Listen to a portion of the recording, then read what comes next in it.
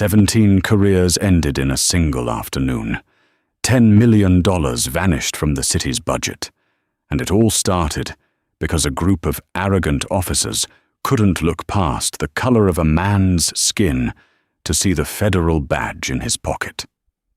When Sergeant Clint Harrow slapped cuffs on Isaiah Sterling, he didn't know he was assaulting the assistant special agent in charge of a multi-state RICO task force. He didn't know that the suspect he was dragging across the pavement had a clearance level higher than the city's mayor. He didn't know that within 6 hours, the hunter would become the hunted, and the precinct would be surrounded by black SUVs. This isn't just a story about a wrongful arrest. It's a masterclass in immediate, devastating karma. The humidity in Oak Creek was the kind that stuck your shirt to your back and made your temper short. It was 2:00 p.m. on a Tuesday, and Isaiah Sterling was sitting in a beat-up 2018 Honda Accord that had seen better days.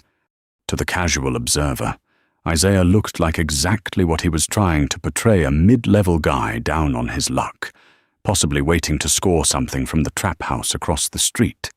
He was wearing a faded grey hoodie, terrified denim jeans, and scuffed Timberlands. He hadn't shaved in 3 days. But under the passenger seat was a suppressed Sig Sauer P226. In the glove box was a encrypted satellite radio, and in his back pocket was the badge of the Assistant Special Agent in Charge ASAC of the FBI's Violent Crimes Task Force. Isaiah wasn't there for a small-time drug bust. He was the point man on Operation Iron Net, a 2-year investigation into a human trafficking ring that moved children through the ports.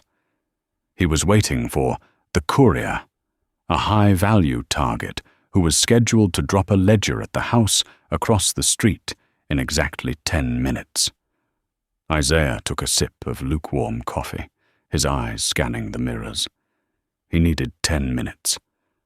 Just 10 minutes of silence. What he got was the Oak Creek Police Department. A black and white cruiser rolled up slowly, tires crunching on the gravel. It didn't drive past. It stopped parallel to Isaiah's hood, effectively blocking him in. Isaiah sighed, gripping the steering wheel. "Not now," he whispered. "Please, not now." 2 officers stepped out. On the driver's side was Officer Brett Cogan, a rookie who looked like he was still waiting for his puberty growth spurt. On the passenger side was the problem, Sergeant Clint Harrow. Harrow was a legend in Oak Creek, but for all the wrong reasons. He was 6'4", built like a refrigerator, and had a complaint file thick enough to stop a door. He was the kind of cop who believed the law was whatever he said it was in the moment. He adjusted his belt, his hand resting casually near his holster, and tapped on Isaiah's window with his baton, hard. Isaiah lowered the window 3 inches. He kept his hands visible on the steering wheel. The golden rule of survival: don't startle the predator. "Help you, officer?" Isaiah asked, his voice calm, deep, and steady. "Get out of the car," Harrow commanded. No preamble, no probable cause stated, just a barked order. Isaiah kept his eyes forward. "Officer, I'm waiting for a friend. I haven't committed a traffic violation. Is there a problem?" "The problem?" Harrow sneered, leaning down so his face, red and sweating, was inches from the glass. "Is that you're sitting in a high-crime area in a piece of junk car, and you look like you don't belong in this neighborhood." Isaiah almost laughed. He grew up 3 blocks from here. "I'm exercising my right to travel and park.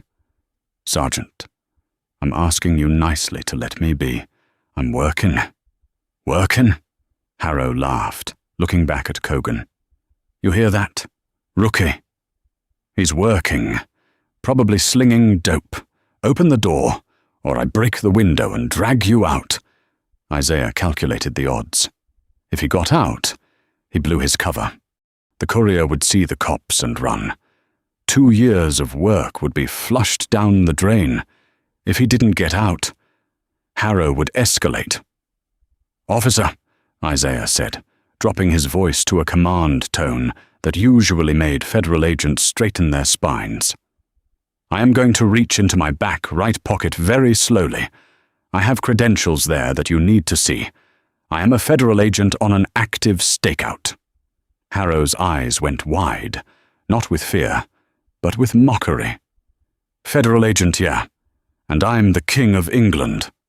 Last warning, I am telling you," Isaiah said, his patience thinning. "If you touch that door handle, you are interfering with a federal investigation. That is a felony. Walk away. Harrow." The use of his name without it being offered triggered something ugly in the sergeant. Harrow ripped the door handle. It was locked. "Breach it," Harrow yelled. Before Isaiah could unlock it to prevent the damage, Harrow shattered the driver's side window with the butt of his baton. Glass sprayed over Isaiah's lap. "Gun! He's reaching!" Harrow screamed a lie designed to justify force. Isaiah froze. He knew the drill. If he moved a millimeter, he died. Harrow reached in, unlocked the door, and tore it open. He grabbed Isaiah by the hoodie and yanked him out of the car. Isaiah, trained in Krav Maga and capable of killing a man in 3 seconds, went limp. He knew that fighting back against a local cop, even in self-defense, would be spun as resisting arrest and cover up their misconduct. He had to play the long game. They slammed him onto the hot asphalt. Kogan, the rookie, looked nervous. "Sarge, he said he's a Fed." "Shut up! Kogan!" Harrow roared, driving his knee into Isaiah's spine. "He's a lying junkie. Cuff him. Tight." Isaiah tasted grit and oil. He felt the cold steel bite into his wrists. They ratcheted the cuffs until the circulation cut off. "You just made the biggest mistake of your life." "Sergeant," Isaiah said from the ground, his voice muffled but distinct. "Check my back pocket. My badge is in a leather wallet." "Do it now." Harrow leaned down, grabbing a handful of Isaiah's hair and pulling his head up. "I don't care what you printed off the internet. Boy, you're going to the cage. We'll see how tough you are when we lose your paperwork for a few days." Harrow reached into Isaiah's pocket, pulled out the wallet, and without even opening it, tossed it onto the dashboard of his cruiser. "Book him," Harrow spat. "Possession with intent, resisting arrest, and assaulting an officer." "I didn't touch you," Isaiah stated. Harrow smiled, a cruel, thin expression. "You hurt my hand when I broke your window. That's assault." As they dragged Isaiah to the back of the cruiser, he looked across the street. A black sedan had just turned the corner, slowed down, saw the police lights, and sped away. The courier was gone. The operation was blown. Isaiah closed his eyes. The anger that flooded his veins wasn't hot. It was ice cold. He stopped thinking like a victim and started thinking like the predator he was trained to be. He looked at Harrow through the mesh divider. "Enjoy your badge while you have it. Clint," Isaiah thought. "You've got about 6 hours left." The ride to the 4th Precinct was a masterclass in unprofessionalism. Harrow drove with one hand, the other holding a radio as he bragged to dispatch about cleaning up the trash in the back seat. Isaiah Sterling sat in silence. He was memorizing everything: the time, the route, the speed, the conversation. "So, Mr. FBI," Harrow taunted, looking in the rearview mirror. "Where's your earpiece? Where's your cool sunglasses?" "You threw my credentials on your dashboard," Isaiah said calmly. "You still haven't looked at them?" "I don't need to look at fake IDs." Harrow scoffed. "We get guys like you every week. High on something. Thinking you're James Bond. Officer Cogan." Isaiah shifted his attention to the rookie in the passenger seat. Cogan was sweating. He had seen the way Isaiah moved, or rather, how he didn't move. The discipline, the lack of panic. It didn't fit the profile of a junkie. "Cogan," Isaiah said, "you have a duty to intervene when your partner is violating civil rights. 18 U.S. Code, Section 242. Deprivation of rights under color of law. If you don't check that wallet, you are an accessory." "Shut him up." "Cogan," Harrow snapped. Cogan stayed silent, but he turned his head slightly, eyeing the leather wallet sitting on the dashboard. It looked expensive. It looked government issue. But he was terrified of Harrow. He did nothing. They arrived at the precinct, a concrete block of a building that smelled of stale coffee and bleach. Harrow hauled Isaiah out of the car, parading him through the back entrance. They walked past the holding cells, filled with the usual afternoon crowd. "Got a live one," Harrow announced to the desk sergeant, a tired-looking man named O'Malley. "Assault on a police officer, resisting and impersonating a federal agent." O'Malley looked up, eyeing Isaiah. He saw the expensive boots, the calm demeanor. He frowned. "Impersonating? Claims he's FBI." Harrow laughed, tossing Isaiah's keys and phone onto the counter. He kept the wallet in his pocket. He was hiding the evidence, consciously or not. Name O'Malley asked, fingers hovering over the keyboard. "Isaiah Sterling," Isaiah said clearly. "Social Security number 55501. He rattled off the numbers. "I am requesting my one phone call immediately, and I am telling you, Sergeant O'Malley, you need to call the special agent in charge at the regional field office. His name is David Vance. Tell him you have Agent Sterling in custody." Harrow slammed his hand on the counter. "He gets no call until he's processed. Put him in the tank." "Sarge," O'Malley said, looking at Harrow. "If he's rattling off numbers like that, maybe we should check." "I said process him," Harrow yelled. "Print him. I want him in the system." They dragged Isaiah to the fingerprint scanner. This was the moment. This was the trap. The booking officer, a woman named Reynolds, grabbed Isaiah's thumb and pressed it onto the glass. The machine beeped. A green light scanned across the screen. Usually, the system takes a minute to return a local criminal history. This time, the screen didn't show a history. It turned bright red.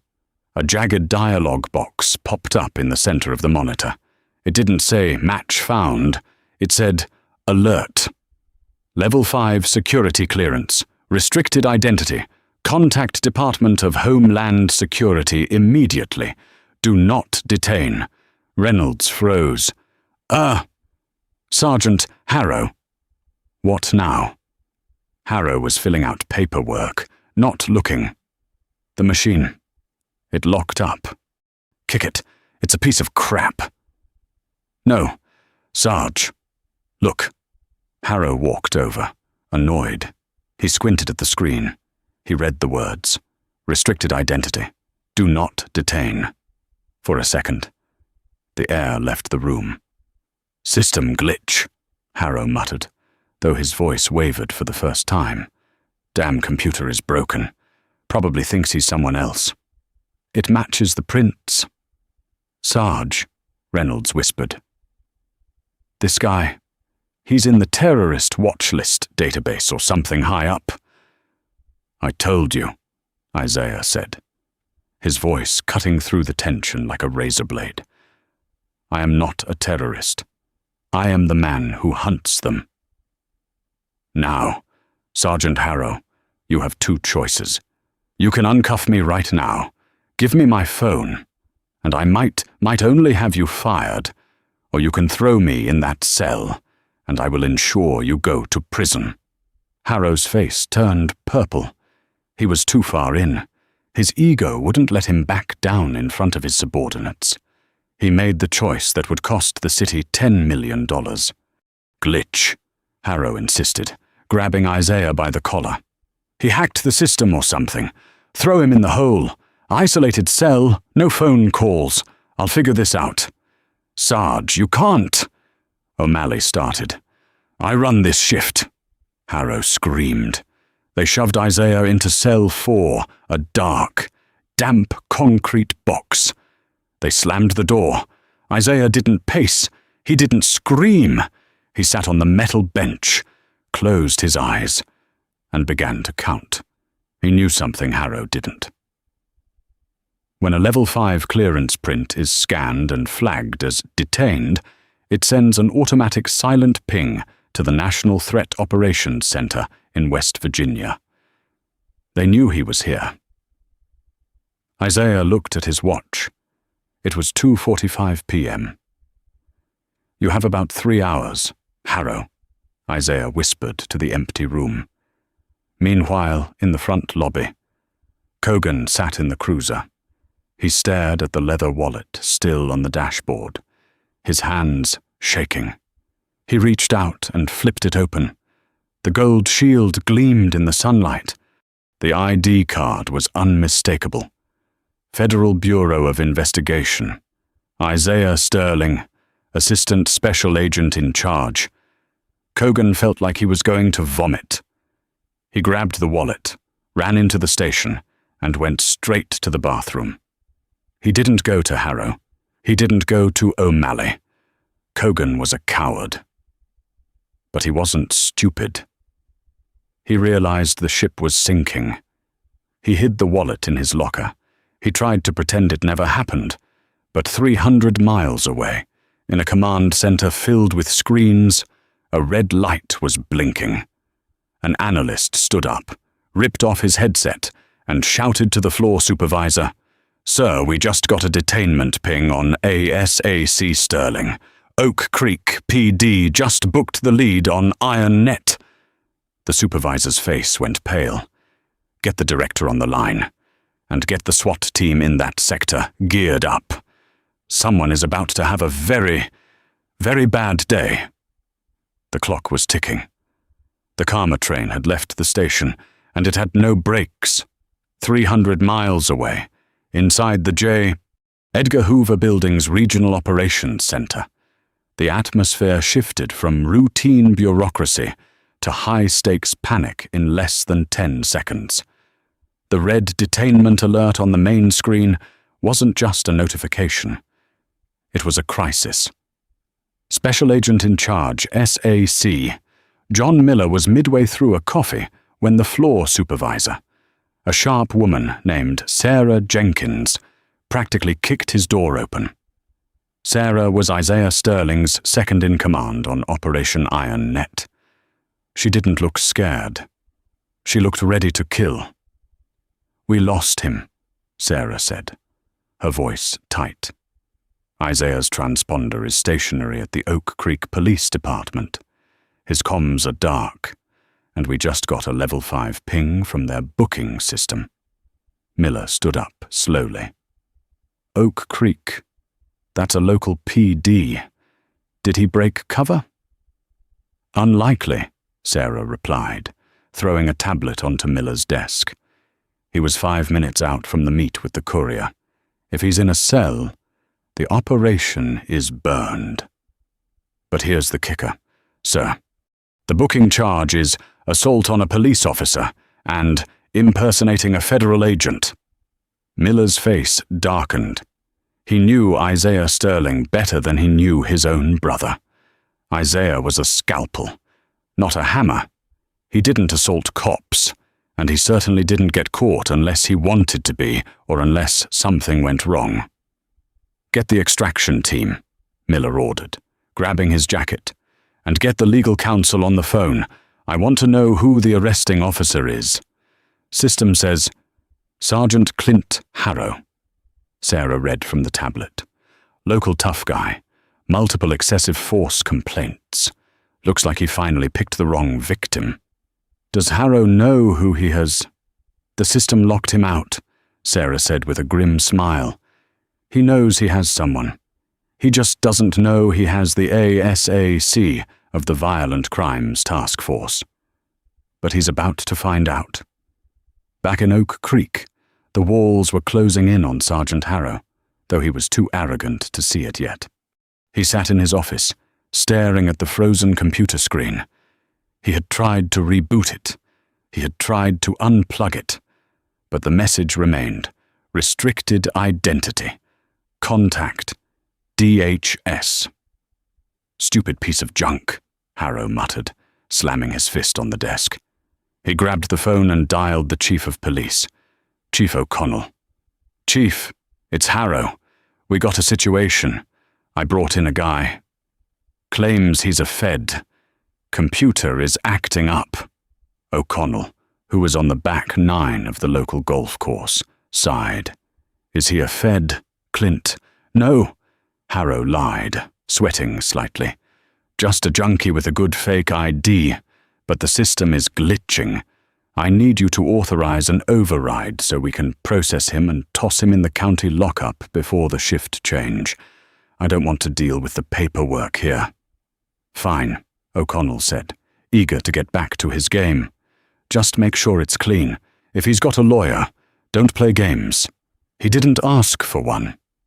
Harrow lied again. Harrow hung up and walked back out to the booking area. The station was quiet, save for the hum of the air conditioner and the low murmur of the dispatch radio.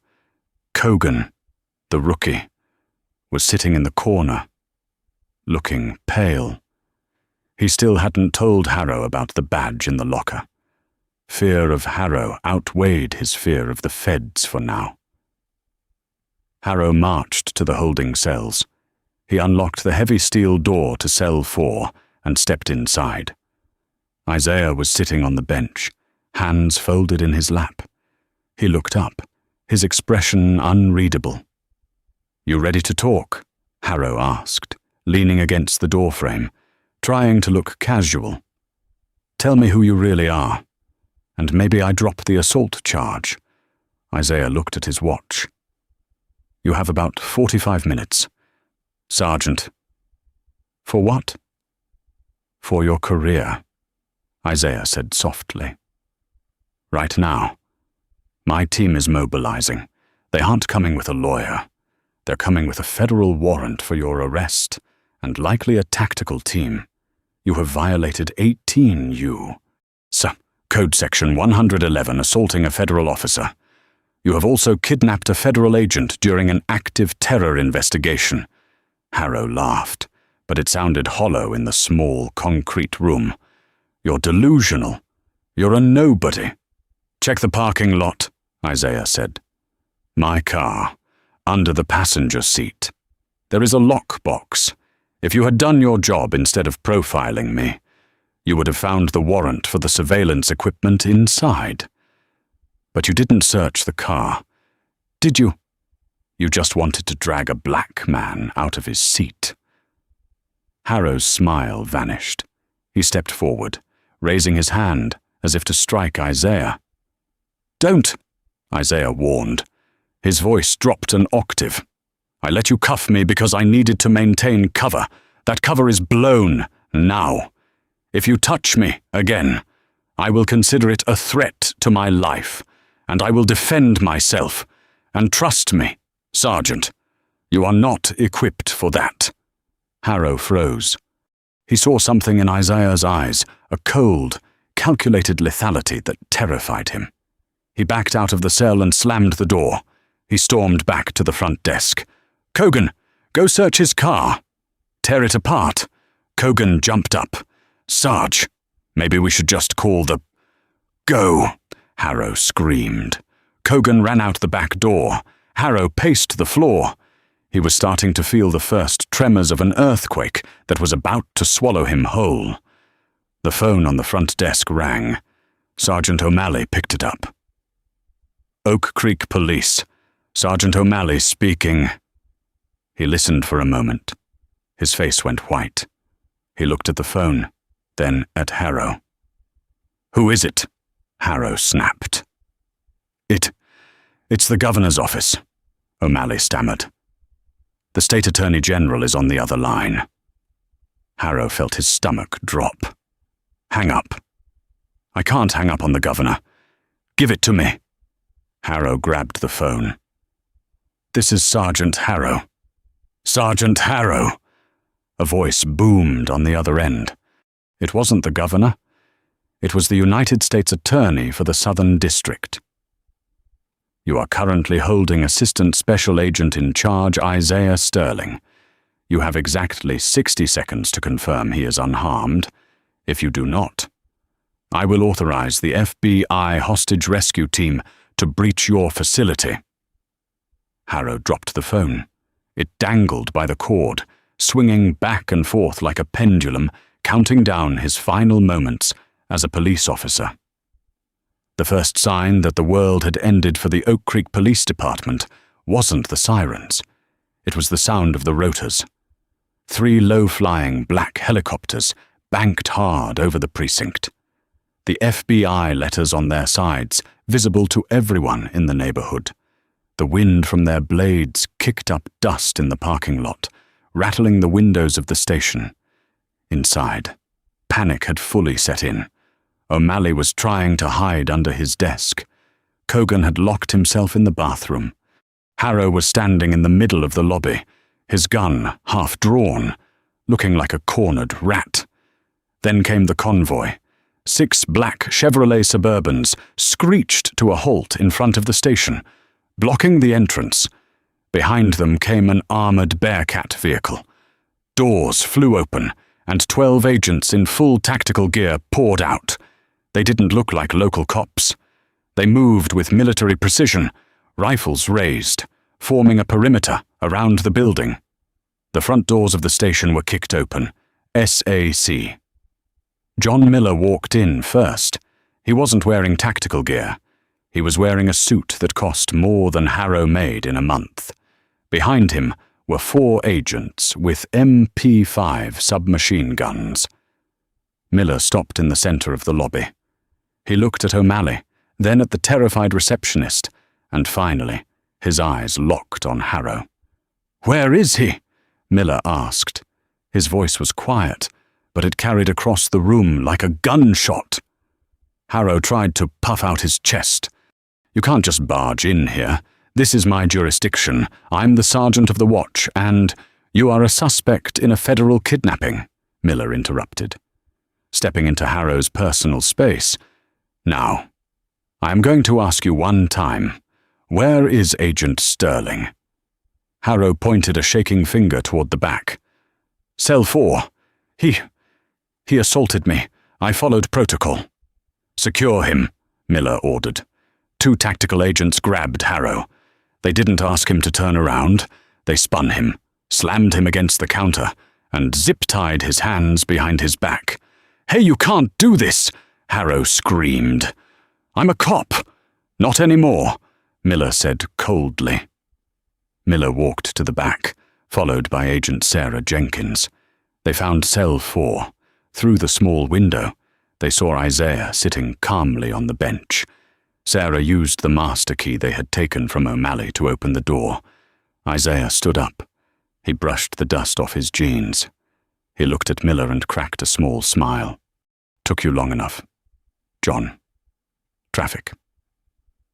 "Something like that," Miller said, looking his friend over. "You hurt pride mostly," Isaiah said. He stepped out of the cell, rubbing his wrists where the cuffs had dug in. "The operation is blown. John, the courier saw the arrest. He's in the wind. We'll find him," Miller said. "Right now, my priority is the man who put you in here." Isaiah walked out into the lobby. The scene was chaos. Federal agents were seizing computers. O'Malley was being interviewed in the corner. Cogan was being dragged out of the bathroom, and Harrow was standing in the middle of it all, zip-tied, his face a mask of fury and confusion. When Harrow saw Isaiah, He started shouting. "See, he knows. Tell them I was just doing my job." You resisted. Isaiah walked up to Harrow. The room went silent. Every agent, every cop, stopped to watch.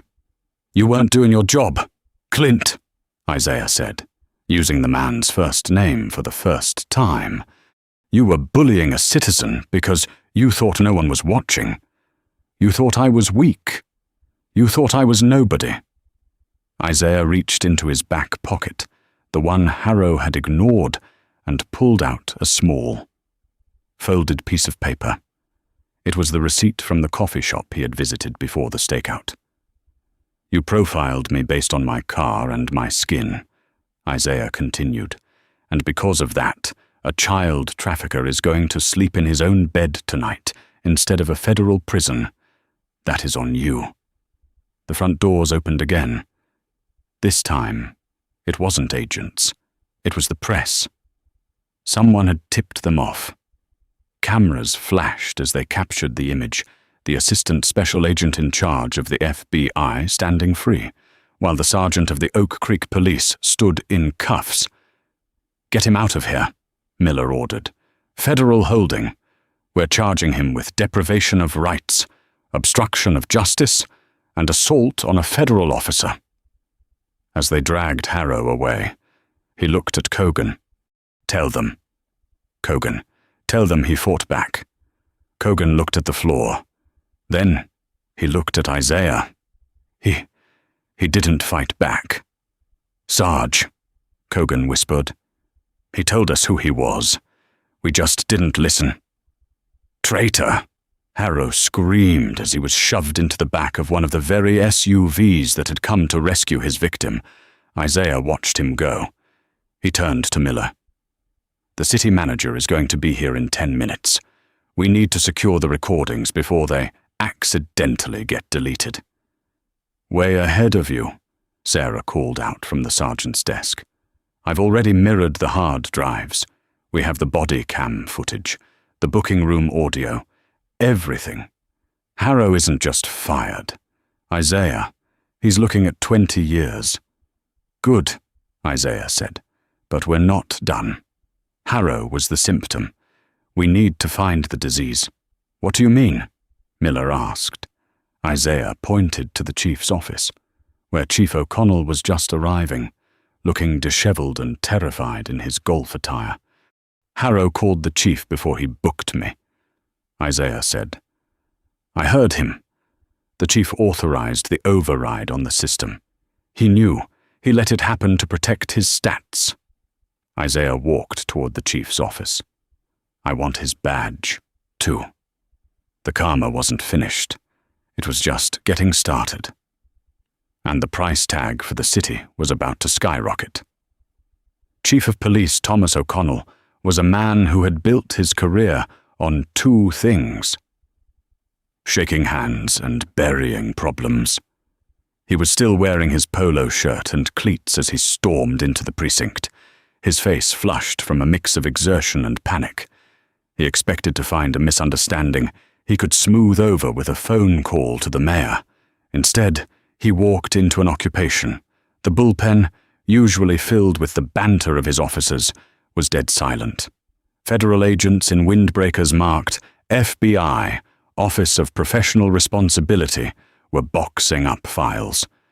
The server room door was propped open, and a tech specialist was pulling hard drives from the main rack. O'Connell spotted Special Agent in Charge, John Miller, standing by the coffee station.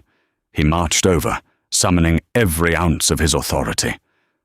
"Agent Miller," O'Connell barked, "I demand to know why you have armed agents, seizing my department's property without a warrant.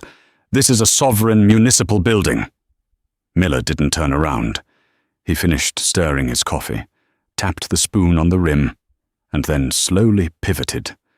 Beside him stood Isaiah Sterling.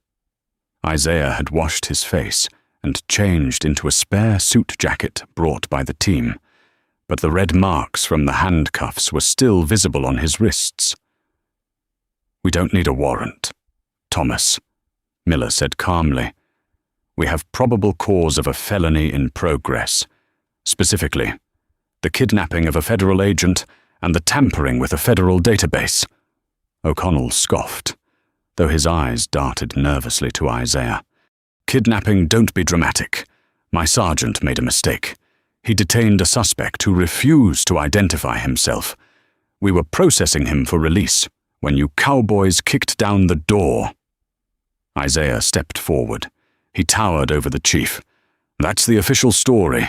Is it just a mistake? We're investigating it internally, O'Connell said, adjusting his collar. If Sergeant Harrow violated policy, he'll be disciplined. But that doesn't give you the right to shut down my precinct. You're right, Isaiah said softly. Harrow is the problem. He's a loose cannon. But here's the thing. Chief, I know how the NCIC booking system works. When a level 5 restricted identity comes up like mine did, the terminal locks down. It becomes a brick. You can't process the prisoner. You can't print a booking sheet. You can't even open the digital cell log. O'Connell stayed silent. A bead of sweat trickled down his temple. The only way to bypass a level 5 lockout, Isaiah continued, his voice dropping to a dangerous whisper, is with a chief-level override code, a 10-digit authorization key that only you possess. I don't know what you're talking about, O'Connell stammered. Maybe the system glitched. We checked the logs. Thomas, Miller interjected, holding up a printout. At 2:52 p.m., 3 minutes after Isaiah was brought in, the system flagged him. At 2:55 p.m., a command override was entered from Terminal 1, Harrow's desk. The code used was OCPD-CHIEF-ALPHA-9. The room seemed to drop 10 degrees. The officers who hadn't been arrested, the good ones who had kept their heads down, looked up from their desks, staring at their chief. Harrow called you, Isaiah said, dissecting the lie. He told you the system was blocking him. He didn't tell you why. Or maybe he did, and you didn't care. You just wanted the junkie processed, so your arrest stats would look good for the city council meeting tomorrow. You gave him your code over the phone. That is privileged information, O'Connell whispered. That is a federal crime, Isaiah corrected. Title 18, Section 1030, Computer Fraud and Abuse, plus conspiracy to deprive rights. You didn't just ignore the law. Chief, you actively authorized your subordinate to break it. O'Connell backed away, bumping into a desk. I want my lawyer. I'm calling the mayor. The mayor is already here. A voice boomed from the entrance. Mayor Evelyn Reed stood in the doorway, flanked by the city attorney. She looked at the scene, the FBI agents, the cuffed sergeant being loaded into a van outside, and her chief of police cornered by the very feds he was supposed to be partnering with. Chief O'Connell, Mayor Reed said, her voice shaking with suppressed rage. The city attorney has just advised me that by using your override code to detain a federal agent, you have pierced the department's qualified immunity. You have personally exposed this city to unlimited liability. Evelyn, listen, it's a misunderstanding, O'Connell pleaded. Hand over your badge, she said. You are relieved of duty, effective immediately. And don't bother calling the union rep. They aren't going to touch this. O'Connell looked at Isaiah. He saw no sympathy there. He saw only the cold, hard reflection of his own arrogance.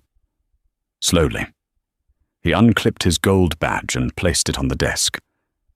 Bag it, Miller said to an evidence tech, and read him his rights.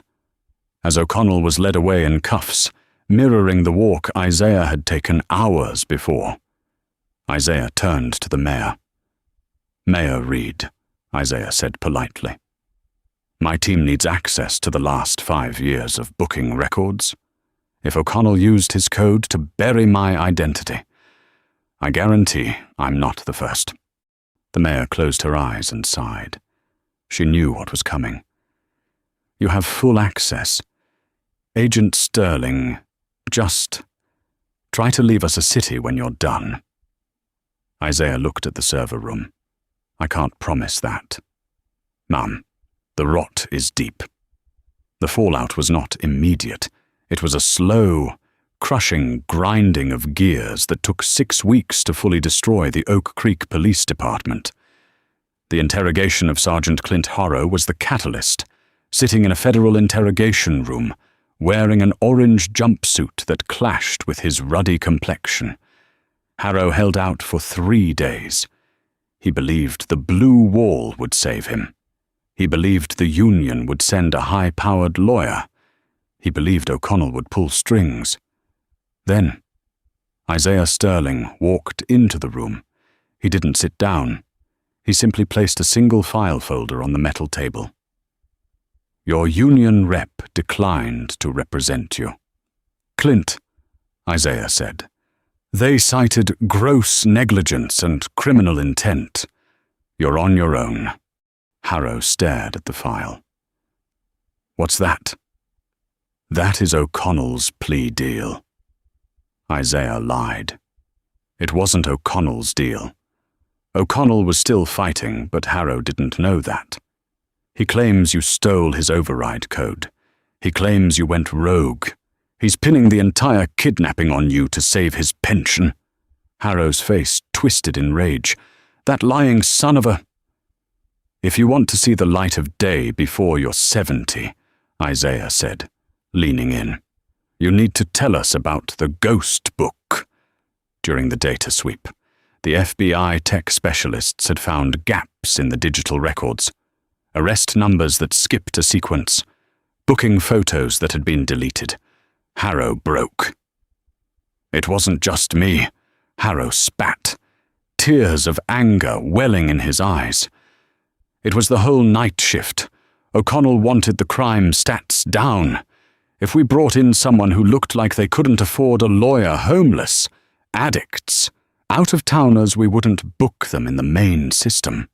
We'd use the override to put them in a holding pattern and then release them without charge 24 hours later. No arrest record meant no crime stat. The city looked safer. O'Connell got his bonuses, and we got to do whatever we wanted." "And the seized property?" Isaiah asked. "Cash cars. Civil forfeiture," Harrow sneered. "Whatever they had on them, it went into the flower fund. O'Connell used it to pay for department parties, equipment, and his golf club membership." The confession was the nail in the coffin. But the financial hammer dropped 2 weeks later in federal court. Isaiah Sterling filed a civil lawsuit, Sterling versus City of Oak Creek. He wasn't suing for personal enrichment. He had pledged any settlement to a legal defense fund for wrongful arrests. He was suing to make a point. But the real devastation came from the Department of Justice. In a packed courtroom, Assistant U.S. Attorney David Vance stood before a federal judge to argue the government's motion. "Your Honor," Vance boomed, "the City of Oak Creek accepted $10.5 million in federal grants over the last 5 years under the COPS hiring program and the Burn Justice Assistance Grant. These grants come with strict stipulations regarding civil rights compliance and data integrity." Vance pointed to the defense table, where the city attorney sat with his head in his hands. "By systematically overriding the booking system to hide unconstitutional arrests, and by using federal funds to pay the overtime of officers like Sergeant Harrow while they committed these acts, the city is in material breach of contract." The courtroom gasped. "The Department of Justice is hereby revoking all active grants," Vance declared. "Furthermore, under the False Claims Act, we are seeking treble damages for the misused funds. We are demanding the immediate repayment of the $10.5 million, plus penalties. The city attorney stood up, his voice trembling. Your Honor, this will bankrupt the city. We will have to lay off half the fire department. We won't be able to pave roads. The judge, a stern woman named Justice Halloway, looked over her spectacles. Counselor, you should have thought of that before your chief of police gave his password to a thug with a badge. The motion is granted. The assets are frozen. In the back of the courtroom, Isaiah watched the proceedings. He felt no joy. He saw the faces of the regular citizens of Oak Creek who would suffer because of the corruption of a few men. He walked out of the courtroom and into the hallway, where Cogan was waiting. The rookie looked older now. He had turned state's witness early, testifying against Harrow and O'Connell in exchange for immunity. He had resigned from the force the day after the raid. Agent Sterling, Cogan said, looking at his shoes. I heard about the money. The city is done. The city will survive, Isaiah said, but it will have to rebuild from the ground up. I wanted to say I'm sorry, Cogan stammered. I saw the badge. I should have stopped him. You were afraid, Isaiah said, not unkindly. Fear makes people do terrible things, Cogan, or it makes them do nothing, which is sometimes worse. What happens to Harrow? Sentencing is next week, Isaiah said. He's looking at 15 years. O'Connell might get 10. And the money, Cogan asked. The 10 million, gone, Isaiah said. Every squad car, every tactical vest, every computer purchased with that money has to be returned or paid for. They lost 17 officers to indictments today. They lost their funding. They lost their reputation. Isaiah adjusted his cuff. It took them 6 hours to ruin my day. It took the truth 6 weeks to ruin their world. As Isaiah walked towards the exit, his phone buzzed. It was Sarah Jenkins. Isaiah, you need to get back to the office. We decrypted O'Connell's private laptop. The Flower Fund wasn't just paying for golf. We found payments to a judge. Isaiah stopped. He looked back at the courthouse. The rabbit hole went deeper. The karma wasn't finished yet. There was one more head that needed to roll to make the story complete. The revelation on Chief O'Connell's laptop wasn't just a smoking gun. It was a nuclear bomb, buried deep within a folder labeled Community Outreach. Sarah Jenkins had found a spreadsheet detailing monthly payments from the illicit Flower Fund. Most were for mundane things, golf fees, steak dinners, vehicle upgrades, but one recurring line item stood out: $5,000, legal consulting, L.G. L.G., Isaiah Sterling mused, staring at the screen in the FBI field office. Who is L.G.? We cross-referenced the dates, Sarah said, pulling up a second monitor. Every time a payment was made to L.G., a civil rights complaint against the Oak Creek Police Department was dismissed with prejudice in the local municipal court. Every single time. Isaiah's eyes narrowed. Judge Lawrence Graves. Graves was a fixture in Oak Creek. He was the presiding judge of the municipal court, a man known for his harsh sentencing on petty crime and his unwavering support of the police. He was untouchable. He was also the man who signed the warrants for the very task force Isaiah commanded.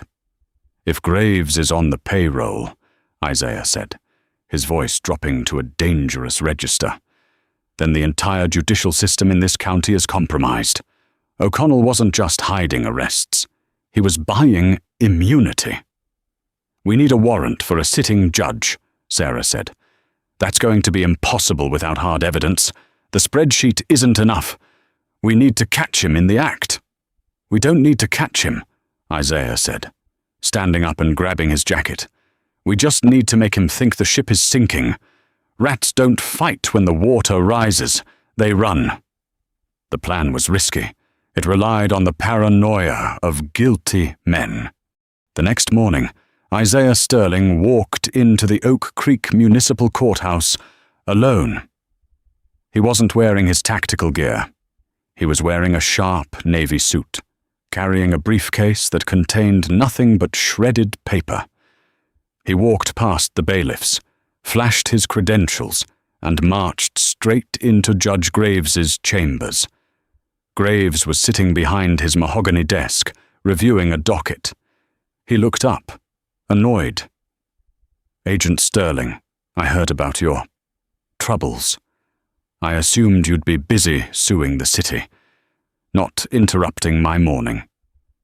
"I'm not here to sue, Judge," Isaiah said, placing the briefcase on the desk. He didn't sit down. "I'm here to offer you a life raft." Graves laughed, a dry, rattling sound. "I don't need a raft. Agent, I have the law." "You have O'Connell," Isaiah corrected, "and O'Connell is currently in a federal holding cell negotiating a plea deal. He's talking, Lawrence. He's telling us everything. The override codes, the ghost book, and the consulting fees." Graves didn't flinch, but his eyes darted to the briefcase. "I don't know what you're talking about." "We have the spreadsheet," Isaiah lied smoothly. "We have the bank transfers. We know about the $5,000 a month. But here is the thing. O'Connell is pinning it all on you. He says you extorted him. He says you forced him to pay for protection." This was the wedge.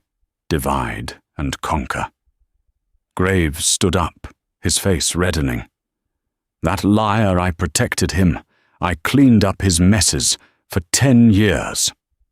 "I believe you," Isaiah said, leaning in. "But unless you get ahead of this, the DOJ is going to view you as the ringleader. O'Connell gets 5 years, you get 20. Unless what?" "Unless you give us the files," Isaiah whispered. "The real files. The ones you kept to blackmail O'Connell if he ever stopped paying." Graves hesitated. He looked at the briefcase, then at Isaiah. The silence stretched for an agonizing 10 seconds. "Immunity?" Graves asked. "Consideration," Isaiah countered. "I can't promise immunity, but cooperation looks a lot better than conspiracy." Graves slumped into his chair. He reached into his drawer and pulled out a key. He unlocked a small safe behind his desk and withdrew a black ledger. "He missed a payment in 2022, Graves muttered, handing the book to Isaiah. "So I kept a record. Every dismissed case, every illegal warrant he asked for, it's all there." Isaiah took the book. He didn't smile. He didn't gloat. "Thank you, Judge," Isaiah said. He walked to the door, opened it, and signaled. 2 FBI agents stepped in from the hallway.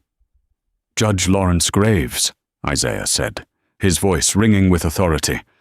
"You are under arrest for bribery, public corruption, and racketeering. You have the right to remain silent."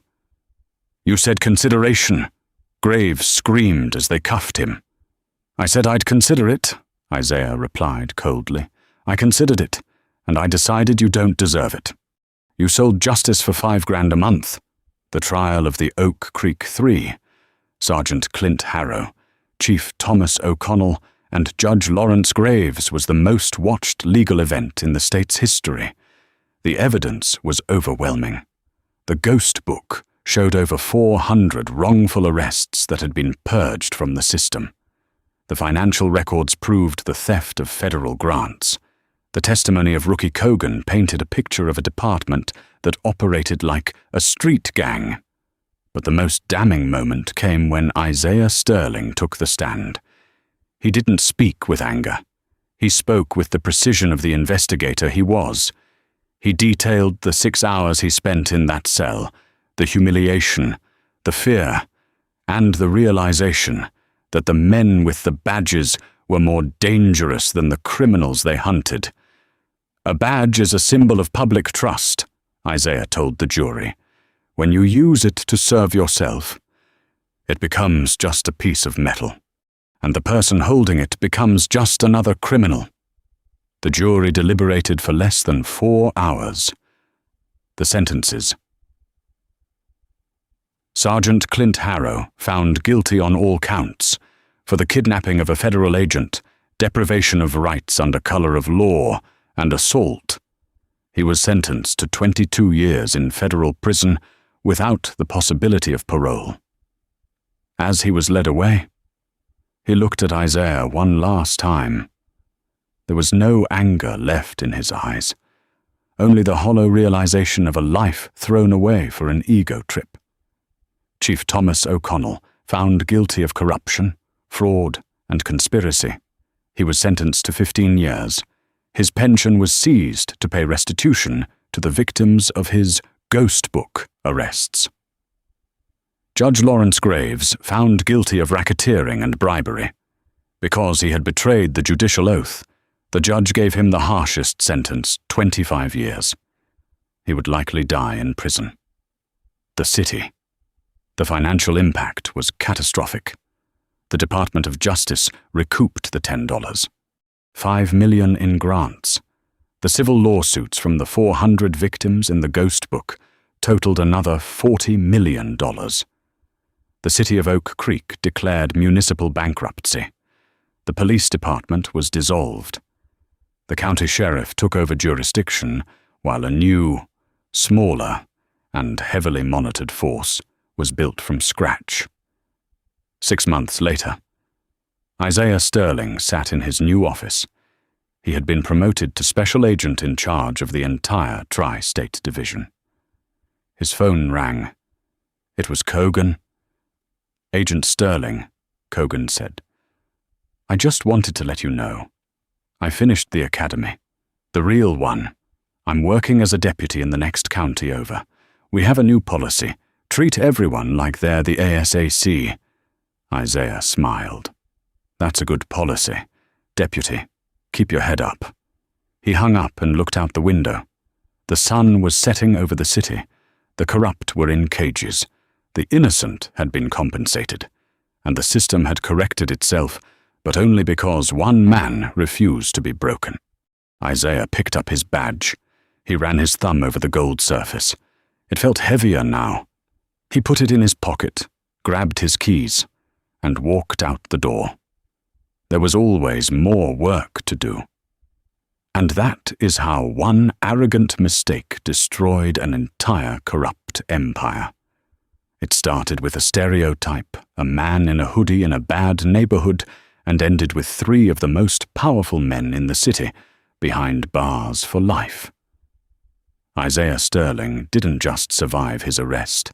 He turned it into a weapon that dismantled a system of oppression that had been hurting innocent people for years. It's a reminder that true power isn't about the badge on your chest, but the character in your heart. And sometimes, karma doesn't just knock, it kicks down the front door with a federal warrant. If you enjoyed this story of justice served cold, please hit that like button. It really helps the channel grow. Don't forget to subscribe and turn on notifications so you never miss a new story. Share this video with someone who needs to see the bad guys get what they deserve. Thanks for watching, and I'll see you in the next one.